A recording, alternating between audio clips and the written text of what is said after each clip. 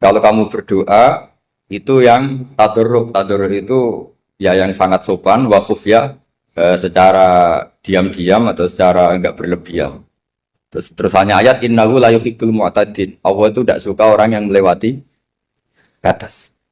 Itu termasuk melewati batas dalam doa karena ada unsur mendikte Allah. Saya memberi contoh tadi. Misalnya kita sebagai cowok berdoa ya Allah saya ingin punya istri cantik, sholihah, nasabnya baik, gak pernah cerewet, gak pernah apa. Itu kan nanti nyarinya juga susah.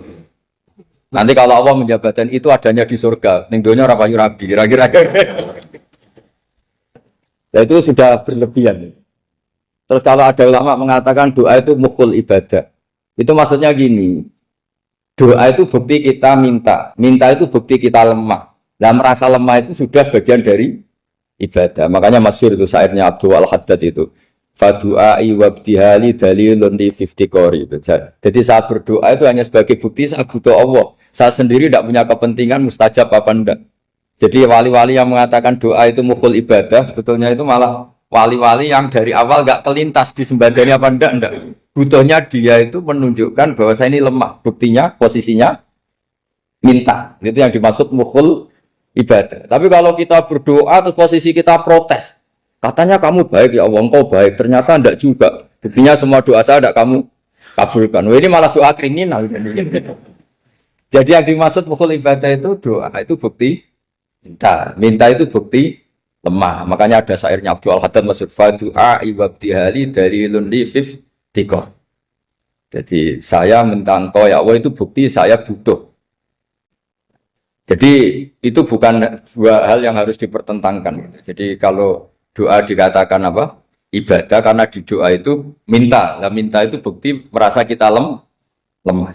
Berarti kita sa'il Allah mas'ul. Kita minta Allah yang kita mintain. Kita menengadah Allah yang berposisi memberi. Itu saja sudah cukup sebagai ibadah. Meskipun doa kita tidak mustajab. Karena memang tadi seperti itu. Kalau di ilmu-ilmu tasawuf itu apa ya? Doa itu memang benar-benar sudah mukhul ibadah karena tadi perasaan merasa butuh sama Allah itu. Nah, merasa butuh itu, nah kalau kita berdoa merasa butuh sama yang kita minta, itu dalam ilmu tasawuf sudah kriminal, berarti kamu lebih butuh makhluknya. Misalnya begini ya, saya ingin punya rumah bagus, terus setelah punya rumah kredit saya utangnya banyak. Sebetulnya saya itu tidak pernah ingat Allah, gara-gara utang banyak, kredit jatuh tempo, terus melibatkan Allah. Ya Allah saya ini utang banyak, ini, terus tolong dibayar. Sebetulnya saya itu ingat utang. Cuma Allah tak libatkan kan. Lah itu tidak akan jadi wali. Yang jenis ini tidak akan jadi wali. Saya ingin jadi dosen. Melibatkan siapa ya nanya? Melibatkan Allah. Terus malam-malam bangun melibatkan Allah. Itu artinya apa? Kamu itu lebih ingin yang kamu minta ketimbang ingin Allah. Kalau wali itu enggak gitu. Kangen Allah. Terus tahu Allah itu zat pemberi. Karena tahu Allah zat pemberi terus minta. Maka yang dikangen itu ya Allahnya dulu. Kalau kita kan enggak. Punya kasus dulu, punya keinginan banyak dulu. Baru ingat siapa yang bisa ya. Oh Allah. Allah kita libatkan. Ya untungnya Allah baik. Mau ramal utang, bukan mikir. Untungnya Allah tidak jawab itu. Jadi itu bedanya wali. Kalau wali itu kangen Allah dulu. Baru minta. Kalau kita enggak. Banyak masalah dulu. Baru melibatkan Allah. Nah yang jenis ini tuh bahaya. Kalau enggak disembadani mesti ngomel ya. Gusti katanya kalau yang minta kamu kabulkan, ternyata ini enggak. Nanti kalau Allah jawab, kamu itu tidak kangen saya, kamu itu kangen uang, kangen perempuan cantik yang kamu inginkan. Terus kamu melibatkan saya. Urusannya apa saya dengan itu, Pak? Makanya tidak usah nuntut karena awalnya sudah salah. Ya saya kira itu ya. Jadi ada ayat apa? Ud'u rabbakum tadarru'aw wa khufyah. Terusannya apa? Innahu la yuhibbul mu'tadin. Itu di semua tafsir dikatakan Allah gak suka orang yang berlebihan dalam doa. Berlebihan tadi misalnya minta sesuatu yang terlalu besar atau permintaan kemarin saja lanu addi syukroh, kita tidak bisa memenuhi mensyukuri sudah minta lagi. Misalnya seorang jomblo targetnya kan asal payu nikah, tapi setelah nikah bayangkan istrinya sholihah tidak cerewet, itu kan berlebihan. Hilang status jomblo saja belum kamu syukuri kok sudah minta macam-macam. Jadi harusnya kan syukur dulu ya. Sekedar laku nikah ini kan ada syukur yang harus seperti jadi dosen juga gitu. Sekedar jadi dosen harus kita syukuri dulu karena menjadi kita tidak nganggur. Itu kan satu harkat sosial yang luar biasa. Jangan tahu-tahu sudah hari kedua cari intensif, cari ini itu, syukurnya aja belum sudah kemana-mana. Lah itu sudah mu'tadin, sudah melebihi apa? Batas. Ya saya kira. Jadi begini ya masalah pendidikan ya. Kalau saya jawab pakai ilmu hakikat saja karena ini keahlian saya. Sebetulnya begini ya, kalau misalnya itu ya subjektif juga, misalnya bilang rata-rata alumni pondok ini sukses, alumni kampus ini sukses, yang ini tidak sukses, itu satu pasti subjektif. Karena biasanya yang diterkenalkan ya yang sukses-sukses. Sama saya punya tetangga dari pondok yang Anda sebut itu kebetulan tidak sukses semua. Itu jantung saya sampai ngeluh. Saya ini gimana kok? Ya sudah seperti itu kan subjektif. Tapi menyangkut pendidikan itu begini ya, menyangkut hasil dari pendidikan itu. Andai kan kita bicara ilmu hakikat, misalnya kita mondok gitu, mondok kemudian jadi orang miskin, jadi orang yang menurut orang banyak tidak berguna di masyarakat. Ternyata kita ini orang yang kelihatan tidak punya karir, tapi kalau malam sujud sama Allah, punya anak niat memperbanyak orang sujud, terus punya ibu yang sakit-sakitan kita rawat. Meskipun kita tidak jadi dosen, tidak jadi menteri. Tapi indawa itu luar biasa karena berstatus ngerawat ibu, ngerawat anak, ngerawat istri. Nah Islam itu datang dengan jargon-jargon seperti itu. Sehingga Nabi kalau muji itu ada Uwais Al-Qarni, ini orang yang luar biasa. Ternyata dia itu punya ibu lumpuh yang kalau kemana-mana harus digendong. Ketika tetangga-tetangganya berhasil sowan Rasulullah itu Uwais Al-Qarni tidak bisa. Karena setiap ibunya dipamitin mau sowan ke Rasulullah itu sama ibunya nggak boleh. Tapi apa yang terjadi? Justru dipuji-puji Nabi sebaik-baiknya kurun. Kurun itu waktu adalah kurun yang ada Uwais Al-Qarni. Saya punya teman, ini kisah nyata, saya berkali-kali ngisi ngaji di komunitas ulama. Ini mungkin tidak bagus untuk kampus, tapi harus saya utarakan supaya ya kita evaluasi. Saya bilang gini, saya ini jadi kiai itu sering iri sama orang goblok. Orang goblok itu barokah kata saya gitu. Itu kiai kaget semua karena saya bilang orang goblok itu barokah. Saya beri contoh gini, misalnya saya pinter, terus juara MTQ, juara hafal Quran atau juara baca Quran secara tartil. Ujung-ujungnya saya dapat hadiah umroh atau apalah, atau hadiah rumah atau apa. Pertanyaannya adalah mendapat. Saya ulang lagi, mendapat.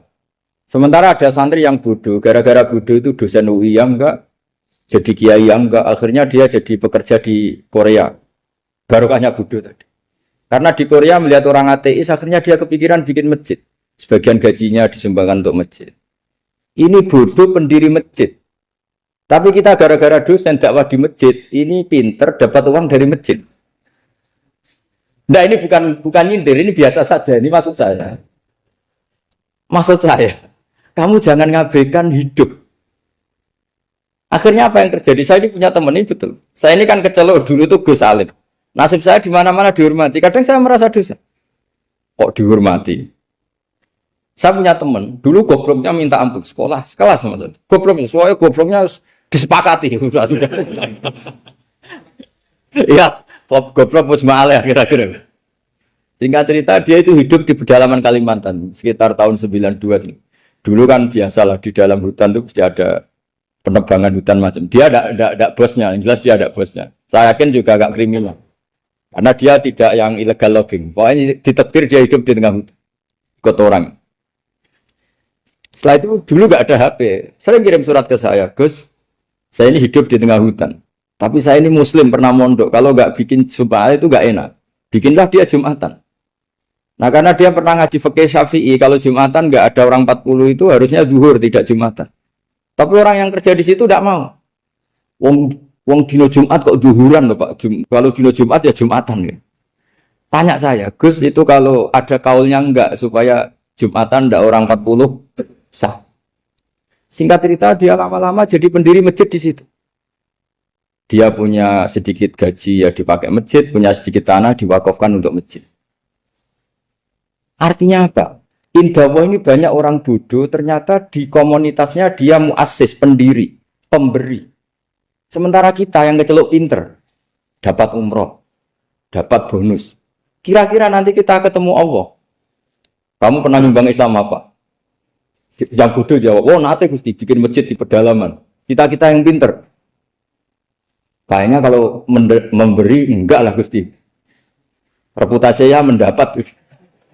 Ketika Nabi memenangkan perang Badar, itu ada Asra Badrin, tawanan-tawanan perang Badar. Nabi suka musyawarah, suka rembukan. Ya Abu Bakrin, menurut kamu tawanan ini diapakan? Kata Abu Bakar, hum asyiratuka. Mereka itu keluarga engkau, orang-orang Quraisy. Ya dibebaskan saja. Pakai tebusan. Nanti uang itu kita kelola supaya jadi penguat Islam. Dan orang-orang ini merasa utang jasa karena harusnya dibunuh, tapi kita bebaskan. Terus tanya, bagaimana kamu ya Umar menurut kamu? Kata Umar, ini kan orang-orang yang dulu ingin bunuh kamu. Yang ingin menghabisi jenengan, ingin dan sudah ngusir jenengan. Ya setelah ketangkap ya dibunuh, kok repot.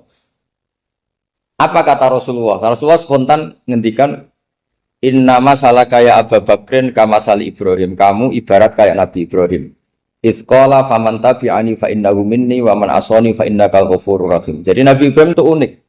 Melihat umat itu sesyafakoh itu. Syafakoh itu banget sayangnya. Nabi Ibrahim cara berpikir, faman tabi'ani fa innahu minni, orang yang ikut saya ya Allah pasti golongan saya, tentu layak masuk surga. Waman asoni, orang yang mendurhakai saya, fa innaka ghafurur rahim, engkau Maha Pengampun. Bukan yang mendurhakai langsung masuk neraka, enggak, engkau Maha Pengampun. Wa masaluka ya Umar kama salin Nuh, isqala rabbil tadzar ala ardi minal kafirina dajara. Umar, kamu mirip Nabi Nuh, inginnya semua orang kafir dihabisin. Ya masyhur kan Nabi Nuh itu nggak ingin ada orang kafir sampai ada banjir tufan. Nah kalau sampean tanya bedanya apa dengan garis keras sekarang? Bedanya ya beda sekali. Kalau Nabi Nuh benci sama orang kafir itu diserahkan yang punya. Sehingga yang punya yaitu Allah yang menghukum dengan banjir bandang. Tapi kalau kita kan kadang kita bertindak sendiri. Jadi potensi disalahkan. Yang jelas dalam hadis-hadis sahih, Nabi Nuh itu tidak bisa mensyafaati karena itu. Ketika diminta syafaat, ini hadis sahih bukan ada di Bukhari, ada di Muslim. Karena biasanya kalau di kota itu ditanya, ini sahih enggak? Untungnya yang tanya kadang enggak paham, ini alhamdulillahnya jadi wah repot. Nabi Nuh itu diantara sebabnya enggak bisa mensyafaati adalah pernah corong Jawa maksudno kaume. Kalau dalam bahasa Arab itu da'a li Zaidin berarti mendoakan positif, kalau da'a la Zaidin mendoakan negatif. Kalau orang Jawa itu ada doa, ada pasat. Nabi Nuh adalah orang yang pernah maksudkan kaumnya. Nah, saya cerita sedikit tentang Nabi Nuh dan Nabi Ibrahim. Nabi Ibrahim dianggap tadi cerminannya Abu Bakar, dianggap niru Ibrahim, cerminannya Umar, dianggap niru Nabi siapa? Nabi Nuh. Lalu kalau sampean tanya, bedanya gimana? Begini logikanya. Kita mengkaji secara akademik begini. Ada ulama besar, namanya Abdul Hasan Asyadzili, itu masyhur di Indonesia menjadi Thariqah Asyadziliyah. Terus ada seorang muridnya minta gini, ya Abdul Hasan Asyadzili, tolong saya dikasih ijazah supaya saya tidak pernah maksiat di bumi ini. Karena saya takut sama Allah, kalau saya maksiat itu merasa tidak nyaman dengan Allah. Abdul Hasan Asyadzili ini malah marah besar. Atuhibbu alla tadhharu maghfiratu. Kalau kamu tidak pernah maksiat, berarti kamu suka maghfirahnya Allah Ta'ala itu tidak kelihatan. Karena tidak ada yang maksiat. Tapi bukan dukung kamu yang tidak. Ini cerita ilmiah. Tapi kalau Sayyid Abdul Al-Haddad, itu kebalikannya. Ada orang fasik itu hidup berkeliaran, mengganggu masyarakat, ganggu ketertiban agama. Ada kiai atau siapa gitu mendoakan supaya tobat atau dikasih panjang umur supaya nanti bisa tobat. Itu beliau, Sayyid Abdul Al-Haddad marah besar. Man da'a li fasikin bil baqa faqad ahabba ayyusawahu fi ardi. Orang yang mendoakan orang fasik hidup berarti dia suka Allah dimaksiati di buminya. Jadi akhirnya jadi kutub besar, yang satu Syadziliyah, yang satu Haddadi. Kenapa ya? Karena tadi yang satu cerminan Nabi Isa, yang satu cerminan Nabi Yahya. Sebagaimana sabda Rasulullah tadi, ulama ummati ka anbiya'i bani Israil. Juga masyhur dalam aplikasi pengajaran juga gitu. Masyhur sekali dalam kitab-kitab diceritakan. Kalau Sayyid Abdul Al-Haddad, kalau ada orang sowan itu, kamu ngaji sama siapa? Sama si A. Gitu. Pernah nangis gak pas ngajar? Gak pernah. Udah enggak terus, enggak usah diterusin ngaji orang seperti itu. Hatinya atas, ya. Wong ora iso nangis ya. Tapi kalau Abu Hasan Asy'adzili kebalikan. Kamu ngaji sama siapa? Sama si A. Pernah tertawa enggak kalau ngaji? Enggak pernah. Udah, enggak usah ngaji sama orang itu. Orang enggak bisa syukur. jadi itu manhaj besar. Nah, akhirnya orang-orang kayak kita ini enggak jelas semua. Nangis ya bisa, syukur, guyu ya bisa. Cuma celakanya kalau kita nangis karena tidak punya uang, kalau guyu karena punya uang, itu masalahnya. Tapi kalau wali-wali dulu enggak. Kalau senyum ya karena saking yakin rahmatnya Allah itu wasiat rahmatu. Kalau nangis ya karena takut azabnya Allah. Kalau kita kan enggak, sangat-sangat materialistik. Ini yang membedakan kita. Sebenarnya nangis dan senyum itu satu keharusan karena Allah punya madharul jalal. Ketika Allah dengan sifat keagungannya, maka kita ini seorang Jawa serakot bersenyum. Tapi Allah itu kadang sebagai madharul jamal. Adanya satu keasikan. Sehingga yang merengut itu yang salah. Makanya dalam ilmu tasawuf, kutub wali itu hanya dua. Allah dengan madharul jalal, dengan Allah yang madharul jamal. Contoh madharul jalal misalnya gini. Ketika Nabi Musa ingin melihat Allah, saking kangennya ingin melihat Allah, Rabbi arini anzur ilaik, ya Allah saya beri hak untuk melihat engkau. Allah dengan jalalnya gini, Allah itu qadim, superior. Tentu gak layak tersentuh barang hadis itu makhluk. Sehingga ketika falam matajalla rabbuhu lil jabali ja'alahu dakka wa kharra Musa sa'iqa. Sehingga enggak levelnya, apapun hebatnya Nabi ini tetap makhluk. Sementara Allah itu qadim. Enggak kuat. Makhluk yang fana ini, yang profan ini enggak kuat. Enggak kuat menampung zat yang qadim, yang superior. Sehingga gunung pun hancur. Nabi Musa pingsan. Tapi ketika Allah dengan madharul jamal itu Allah dengan keindahannya, dengan kasih sayangnya, memberi hak makhluknya untuk melihat. Nah, di sini ini Allah sering ngendikan wujuhu yauma idzin nadhirah ila rabbiha nadhirah. Nanti ada wajah-wajah yang di surga itu melihat saya kata. Tapi apakah betul melihat kayak saya melihat dosen, melihat Pak Rektor, melihat teman-teman itu tidak bisa. Karena Allah itu qadim, sehingga meskipun manusia ahlul jannah melihat Allah, tetap Allah ngendikan la tudrikuhul absar wa huwa yudrikul absar. Karena Allah di balik jamalnya ya punya jalal, di balik jalalnya juga punya jalal. Sehingga selalu di Quran itu diulang beberapa kali supaya proporsional.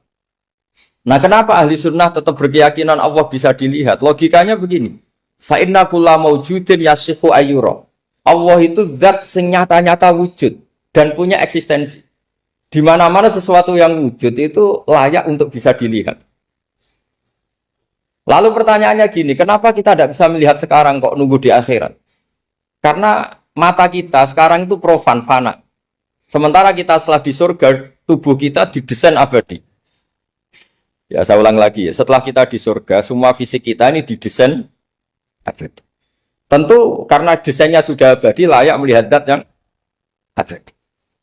Tapi pertanyaannya, kenapa tidak bisa ikhatoh, tidak bisa melihat sampai faham, la tudrikul absar? Karena abadi kita itu diabadikan. Sebagaimana surga abadinya diabadikan. Neraka diabadikan. Sementara Allah abadi dengan dirinya sendiri. Yaitu Al-Qayyum. Atau dalam bahasa ngajinya Qiyamuhu binafs. Nah lalu pertanyaan, makanya Mu'tazilah itu menentang betul kalau orang di surga bisa melihat Allah. Cara berpikir Mu'tazilah, melihat itu artinya yang dilihat ada arahnya. Sementara Allah terbebas dari arah. Tapi kata ahli sunnah cara berpikir tidak seperti itu. Melihat itu pokoknya tahu. Nah, tahu karena mata itu karena kita ditakdir tahu itu karena mata. Sebetulnya yang menjadikan tahu itu tidak mata. Ya kalau tahu ya tahu saja, bukan harus pakai mata. Itu cara berpikir ahli sunnah wal jamaah. Jadi saya beri ya bocoran. Kenapa mazhab ahli sunnah itu yang dipilih oleh banyak mayoritas di dunia, jumhur itu. Ahli sunnah itu dianggap pikirannya lebih orisinal. Misalnya ahli sunnah kalau ditanya, kenapa kamu melihat? Ya melihat saja. Kenapa kamu mendengar? Ya mendengar saja. Kesannya itu tidak rasional kayak orang yang nggak pinter itu.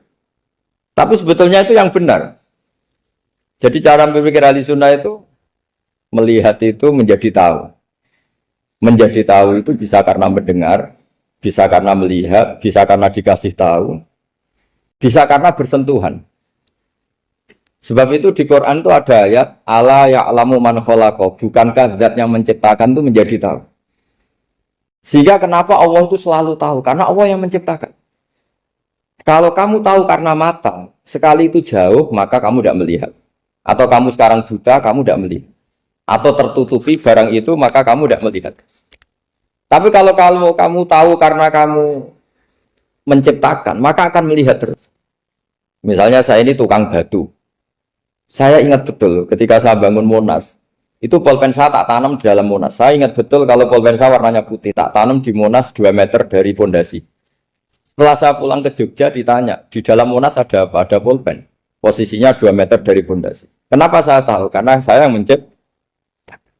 Nah, karena menciptakan ini sehingga tahu saya akan terus-menerus.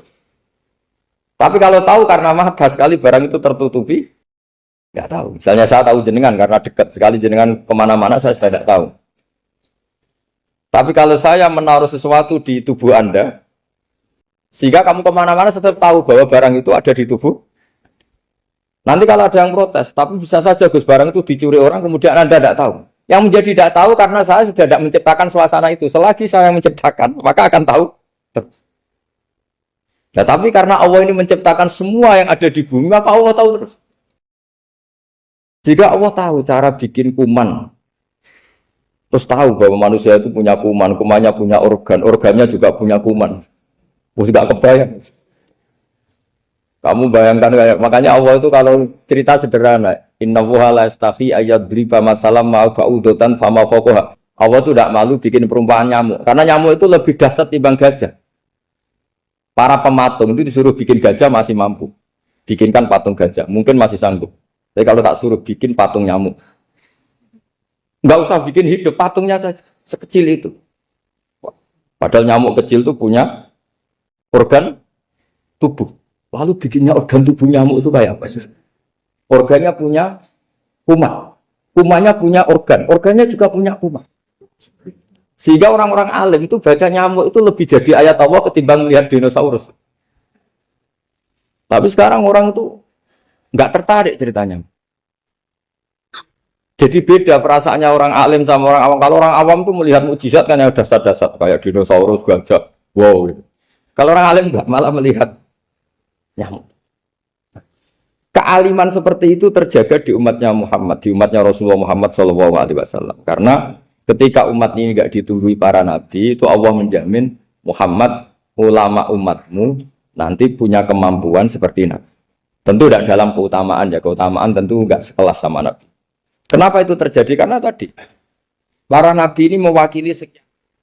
Kalau kita sangat mencintai Indonesia, maka kita akan tegas siapapun yang ingin menghancurkan Indonesia. Itu kira-kira cerminan Nabi Nuh.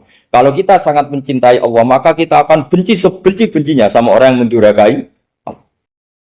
Tapi masalahnya, Allah yang kita cintai itu memaklumatkan diri kalau bersifat ghafur, pengampun. Sehingga kalau kita terlalu kasar, ini kan yang kita cintai bersifat ghafur kok kita kasar. Di sini Nabi Ibrahim. Beliau sangat mantau sekali sama yang durhaka sama Allah. Tapi kalau mau mantau gimana?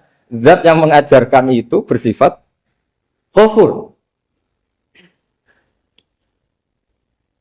Maka kita mau tidak mau. Makanya ada riwayat mengatakan takhallaku bi akhlaqillah, kamu bertata krama kayak akhlaknya Allah.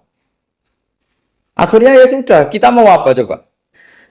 Kira-kira kalau kamu mencintai seseorang, itu potensinya kan dua, protektif. Ada telepon itu dari siapa? Cewek atau cowok, protektif. Itu bukti cinta atau bukti suudon kan tidak tahu.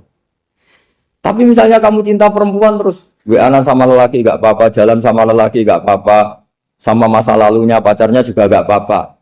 Itu cinta apa pembiaran? Kan sama-sama gak jelas. Nah kira-kira mencintai Allah itu kira-kira analoginya seperti itu. Kalau yang satu protektif, Allah harus zat satu-satunya yang disembah. Gak boleh didurhakai, gak boleh dikhianati kok. Sehingga ini sangat keras sekali. Nah, ini Nabi Nuh. Di sini ada Nabi Ibrahim. Karena orang yang zat yang kita cintai bersifat ghafur. Jika kalau kita terlalu tegas beda dengan sifatnya Allah yang bersifat ghafur. Nah umatnya Nabi seperti itu mulai dulu. Ada yang moderat, ada yang keras, ada yang setengah keras, setengah moderat. Ada yang ngambil sikap, oh udah mangan turu, ngenteni mati. Itu lebih baik itu timbang punya istihad tapi gak jelas, mendingan Itu ada riwayatnya, suatu saat ibadah akhir umatku terbaik adalah tidur. Maksudnya tidur itu gak ngambil sikap, masyhur itu. Saya beri riwayat yang ada di Bukhari Muslim. Satakunu fitanun. Al-qa'id fiha khairun nal-qa'im wal-qa'in fiha khairun nal-masi wal-masi fiha khairun nas-sa'i. Nanti di akhir zaman itu banyak fitnah. Kata Rasulullah, yang duduk lebih baik ketimbang yang berdiri. Yang berdiri lebih baik ketimbang yang jalan. Yang jalan biasa lebih baik ketimbang yang jalan bergegas.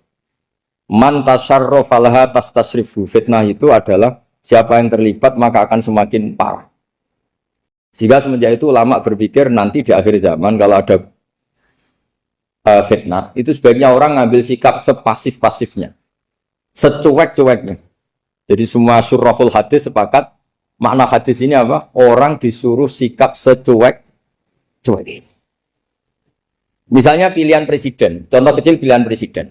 Mungkin para intelektual nggak merasa, tapi kalau ulama itu cara berpikir beda. Pilihan presiden, kamu fanatik milih A, yang satu fanatik milih B. Ya presiden atau bupati atau gubernur. Terus yang satu bilang gini, wah kalau nggak di presideni A, nggak di bupati A, nggak di gubernur A, negara ini rusak.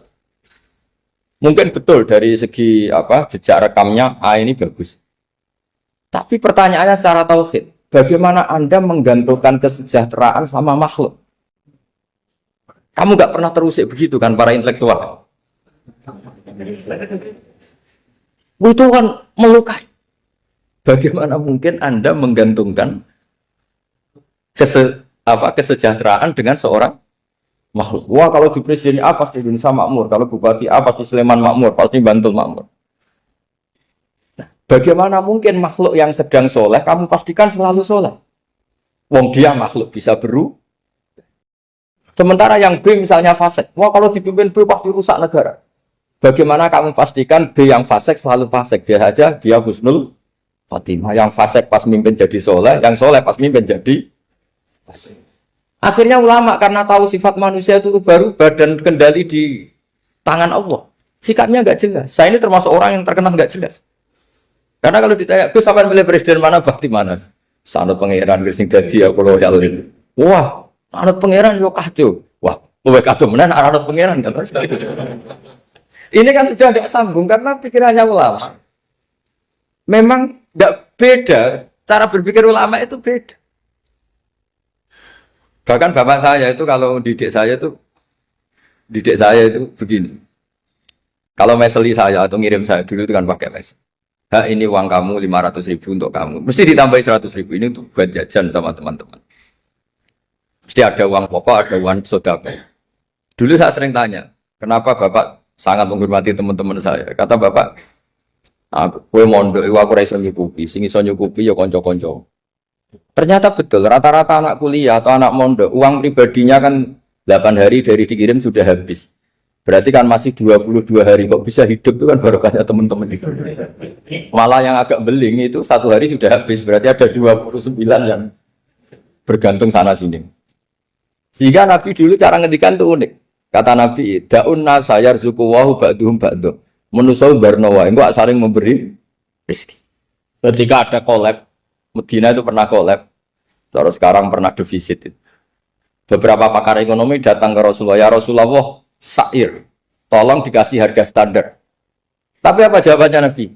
La tusairu fa inna Allaha huwal musair. Kamu jangan kasih harga, Allah sendiri yang menentukan harga itu.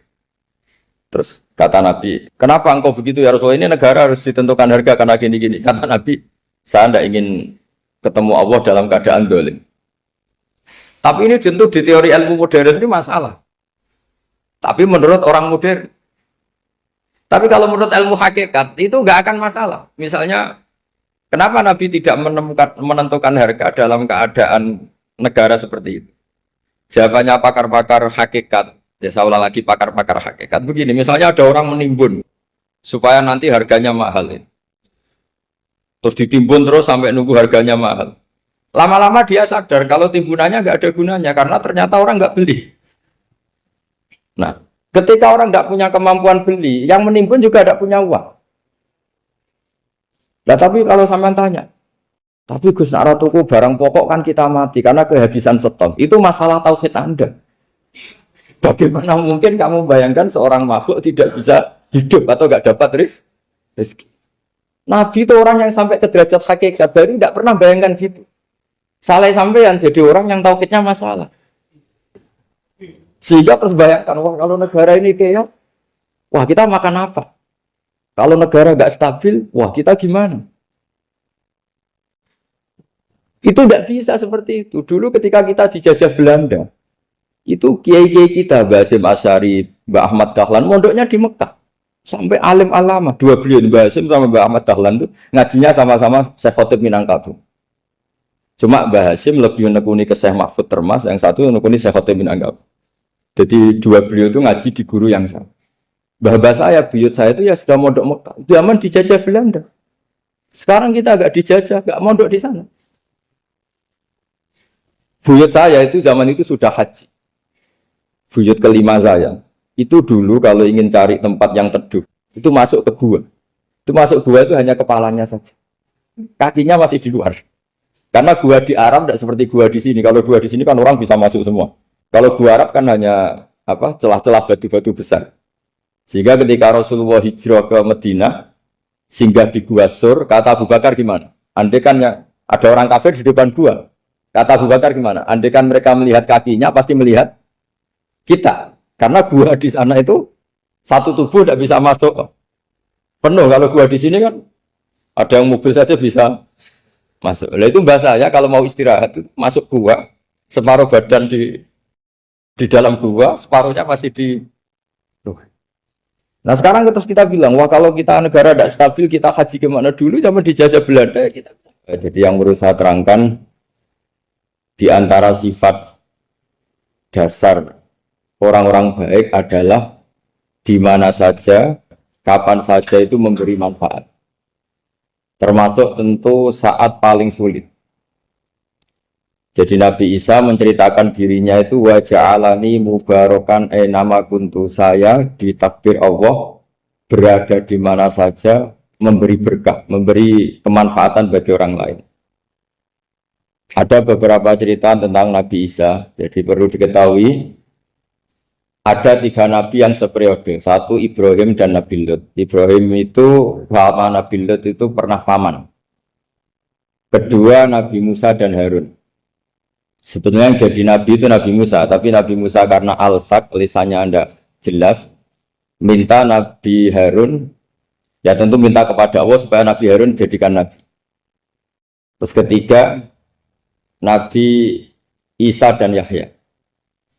Yahya bin Zakaria, terus Isa ini pernah keponakan Zakaria. Kira-kira kalau di Jawa ya misanan antara Yahya dan Jawa Isa. Jadi ada 3 nabi yang seperiode. Tapi yang paling berkompeten, yang sederajat kira-kira seperti itu hanya Isa dan Yahya. Karena Nabi Lut dan Nabi Ibrahim itu beda level. Karena Lut ini pernah keponakan, jadi hubungannya kira-kira yang murid dan guru. Terus Musa dan Harun itu juga nggak level, karena Nabi Harun ini jadinya Nabi itu atas permohonan Nabi Musa. Sehingga meskipun Harun itu kakaknya, tapi nggak berani bantah. Jadi Nabi Musa itu dalam cerita, beliau itu alsak. Alsak itu lesannya agak kedal. Tapi ini alsak yang barokah. Jadi dulu ceritanya Musa kecil karena dia seorang Nabi, beliau seorang Nabi. Itu kalau melihat Fir'aun itu mangkelnya bukan main. Padahal kecilnya dirawat Fir'aun. Singkat cerita mulai kecil sudah usil. Kalau melihat Fir'aun itu ya jenggotnya dipakai mainan. Pokoknya nakal. Lama-lama Fir'aun curiga, dasar orang Israel. Nabi Musa ini turunan Israel. Lama-lama Fir'aun itu yakin kalau itu sengaja. Akhirnya Fir'aun mau membunuh Musa. Terus kata istrinya Fir'aun, Musa itu masih anak kecil. Jadi seperti itu ya bawaan anak kecil, bukan bawaan kebencian terhadap orang Kipti, orang Mesir. Kalau dalam bahasa kitab kuno Mesir itu Egypt Al-Kipti, makanya disebut Maria Al-Kiptiyah. Kalau orang sekarang bilang Egypt itu bahasa kunonya Mesir itu Al-Kiptiyah. Nah, memang secara bahasa Arab Mesir itu nggak mungkin, bahasa Arabnya Mesir itu nggak mungkin karena Misro itu maknanya kota. Jadi kalau kamu bilang kamu kemana, ke Misro, ke kota, lah kota mana? Ya kota Mesir, itu bisa debat kusir. Jadi ya kayak kita lah, kita sekolah di mana? Di madrasah. Madrasah terjemahnya apa? Sekolah. Nah, kemudian oleh istrinya Fir'aun ya gini saja, buktikan kalau Musa itu masih anak kecil. Masyhur itu dalam cerita dikasih bara api sama apel. Sebenarnya Musa kecil ini sudah pinter mau milih apel. Sama malaikat Jibril diarahkan tangannya itu ngambil apa? Bara api terus dikunyah. Itu yang menyebabkan lisannya Musa itu alsak, agak pelat. Nah, ketika jadi Rasul itu akan repot karena nanti harus pakai penerjemah. Jadi seorang Rasul tapi lisannya tidak apa? Cakap. Akhirnya Nabi Musa realistis ngendikan ketika diutus wa akhi Harun wa afsahu minni lisanan fa arsilhu ma'iyarid ayyusaddiquni inni akhafu ayyukadzibun. Ya Allah, saudara saya Harun itu lisannya lebih fasih. Tolong jadikan dia Rasul sebagai penguat saya. Akhirnya Allah mengabulkan doanya Nabi Musa, kemudian Harun dijadikan sebagai apa? Rasul. Sehingga meskipun satu angkatan, Harun dan Musa ini enggak level. Artinya enggak level itu ya Harun yang takut Musa. Terus ketiga ini Nabi Yahya dan Nabi Isa. Ini umurnya ya seangkatan, kecerdasannya, jadi nabinya sama-sama mulai kecil. Kita tahu Nabi Yahya termasuk yang diberi khitab Allah, ya Yahya khudil kitab biquwwah wa atainahu hukma sabiyya. Yahya berpeganglah kitab secara kuat dan dia saya kasih kenabian ketika kecil. Sama dengan Nabi Isa yang disebut wa yukallimun nasa fil mahdi wa kahla.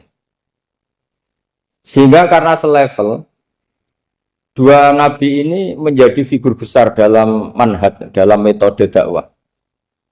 Dua, karena masih misanan tadi, kalau Jawa kira-kira mirip misanan. Dua nabi ini kalau memilih satu kampung, itu kalau Nabi Yahya, itu milih kalau singgah di satu kampung, Nabi Yahya mesti tanya, orang sini yang paling soleh siapa, yang paling baik siapa. Ya terus singgah atau nginap di rumahnya orang baik tadi. Tapi kalau Nabi Isa enggak, orang sini yang nakal siapa, yang paling beling siapa. Terus Nabi Isa singgah di situ. Akhirnya ada pertanyaan dari Nabi Yahya, lima tanzilu ala syirarin nas. Kenapa kamu selalu singgah di orang-orang nakal? Syiror itu orang-orang nakal. Masyhur itu Nabi Isa menjawab, ana tabibun udawil mardo. Di mana-mana Nabi itu ibarat seorang dokter, kerjaannya tentu menyembuhkan orang-orang yang apa? Sakit. Jadi dua nabi ini sering berdebat, tentu debat yang baik, dan itu menjadi cara Jawa itu punjeri ilmu. Jadi manhaj ilmu besar antara Yahya dan Isa. Begitu juga Nabi Yahya itu kelihatan agak rileks, panik, saking takutnya sama Allah. Kalau Nabi Isa itu rileks, pokoknya kumpul orang-orang nakal itu ya rileks. Akhirnya ada dua pertanyaan sekaligus nanti jadi dua manhaj. Kenapa kamu sering sering kalau bahasa Arab itu abasa ya. Terus yang Nabi Yahya balik bertanya, kenapa kamu sering senyum, sering tertawa? Kenapa memangnya terus? Ka'annaka ta'manu min makrillah. Kamu sering senyum kayak kami sudah terbebas dari azab Allah, dari ditegur Allah, seakan-akan kamu orang paling benar yang nggak akan salah. Nabi Isa balik tanya, sama kamu sering masam, sering merot, ka'annaka taqnatu min rahmatillah, seakan-akan kamu putus asa dari rahmatnya Allah. Sehingga kemudian itu jadi manhaj besar. Kalau terlalu senyum, ya dianggap orang yang kayak nggak punya perasaan dosa. Tapi kalau terlalu masam, terlalu merenggut, seakan-akan rahmat Allah itu terbatas. Sehingga seakan-akan Allah itu rahmatnya nggak cukup lah untuk mengelola manusia ini. Sehingga itu jadi metode besar yang masyhur itu dalam sebuah hadis Nabi ngendikan, ulama ummati ka anbiya Bani Israil. Ulama umatku itu kapasitasnya atau fungsinya atau manfaatnya setingkat nabi-nabi Bani Israil. Karena ketika umat ini nggak ditunggui para nabi setelah Rasulullah SAW, itu yang nunggui hanya ulama. Tapi ulama ini sudah cukup mewakili para nabi Bani Israil. Dan banyak syurahul hadis, para menyarah hadis mensarahkan, Nabi tidak ngendikan ulama ummati kamisli seperti saya, tapi ka'ambiyai Bani Israil, bagaimana nabi-nabi Bani Israil. Nabi Bani Israel itu macam-macam. Termasuk ada yang tidak nikah, yaitu yang bernama Yahya dan Isa. Delala umatnya Nabi itu ada orang alim alamah yang ilmunya melegenda, yaitu namanya Imam Nawawi. Itu tidak nikah. Sampai kabudut. Meskipun dalam ajaran syariatnya Nabi, an-nikah sunnati, tapi selalu ada orang yang ditakdir tidak nikah. Karena masyhul, karena sibuk ngurus ilmu. Bukan karena tidak laku, yang jelas itu bukan karena tidak laku. Imam Nawawi itu ganteng, orangnya ya normal. Tapi karena sibuk nulis, beliau sampai kabudut itu tidak nikah. Imam Sibawayh itu suka sekali sama ilmu, menjadi istri utamanya ya ilmu. Dia ganteng, Sibawayh itu maknanya tuh apel, dia ganteng sekali, sampai banyak cewek yang senang. Akhirnya dia nikah. Saya nggak pernah dikumpulin. Dia belajar terus. Ketika beliau ke pasar, dulu nggak ada supermarket, beli kertas, kitabnya dibakar semua sama istri. Dikira istrinya terus mencintai dia, malah diceraikan. Itu siapa Imam Sibawayh. Terus ada umatnya Nabi yang paling unik di dunia. Mungkin Pak dosen, saya kiai pun nggak bisa nih. Tuh ada orang tuh ganteng sekali, istrinya cantik sekali. Itu tahu-tahu sudah 10 tahun tidak pernah hubungan suami istri. Karena ketika si suami itu tahu istrinya cantik, itu langsung sholat sujud syukur, sholat terus. Saking senengnya punya istri cantik. Yang istrinya cantik juga solihah, tahu suaminya ganteng ya terus sholat terus syukur. Itu sampai berhari sampai bertahun-tahun. Terus ketika ketemu, cocokan, dek kita sudah nikah berapa? Terus dilihat, kayaknya sudah 10 tahun, tapi tidak pernah hubungan. Oh itu nggak kebayang, itu ganteng sama cantik. Kalau jelek sama jelek itu mungkin. Yang satu bilang naudzubillah, satu itu kan nunggu rafa saja. Ini nggak ganteng sama cantik. Nah kenapa kualitas ulamanya Rasulullah itu bisa seperti Nabi Bani Israel? Karena agama ini, umat ini sudah ada ditunggui para nabi. Jika mau tidak mau kualitas ulama, alhamdulillah barokahnya Nabi itu berkualitas kayak nabinya Bani Israel. Soal kebahagiaan, nenek moyang pulau jenengan tuh anaknya banyak, dijajah Belanda, jajah Jepang ya nyatanya anaknya banyak. Itu kira-kira bahagia apa enggak? Nah, artinya gini ya tentu kita tidak ingin dijajah itu tentu ya, tapi kita ini selalu latah. Wah kalau ekonomi jatuh kita makan apa? Kalau kita dijajah kita tidak perlu seperti itu. Rahmatnya Allah Ta'ala itu akan adrokatna. Rahmatnya Allah Ta'ala akan menemukan kita. Apapun kondisi kita, apapun keadaan kita. Ini cara berpikir tauhid. Sehingga Nabi itu tidak pernah bayangkan umatku narata tunggoni piye, ditunggoni Allah. Sehingga masyhur dalam hadis-hadis sahih, la tazalu ta'ifatun min ummati dzahirina 'alal haq la yadurruhum man khadalahum wala man khalafahum wala man nawa'ahum. Selalu di umatku ada kelompok-kelompok yang selalu membela kebenaran dan tidak akan terkalahkan oleh kesesatan di akhir zaman. Kenapa? Cara berpikir orang tauhid itu sederhana begini. Allah menamakan dirinya Al-Hadi, penunjuk jalan. Dan sifat Allah pasti nafidah karena Allah tidak terkalahkan. Sama seperti Allah menyifati dirinya Ar-Razzaq, Ar-Razik yang memberi rizki. Maka orang segoblok apapun, selumpuh apapun, selemah apapun tetap dapat rizki. Sama, Allah mensifati dirinya Al-Hadi, memberi petunjuk. Maka zaman serusak apapun orang tetap dapat petunjuk. Sehingga kita tidak perlu khawatir, wah nanti zaman kalau sudah rusak nasib Islam gimana? Ya coba sekarang, nasib Islam gimana? Ya baik-baik saja. Dulu ditunggoni wali songo ya banyak orang Islam, sekarang nggak usah wali songo. Ditunggu dosen-dosen yang ngajar aja nunggu digaji.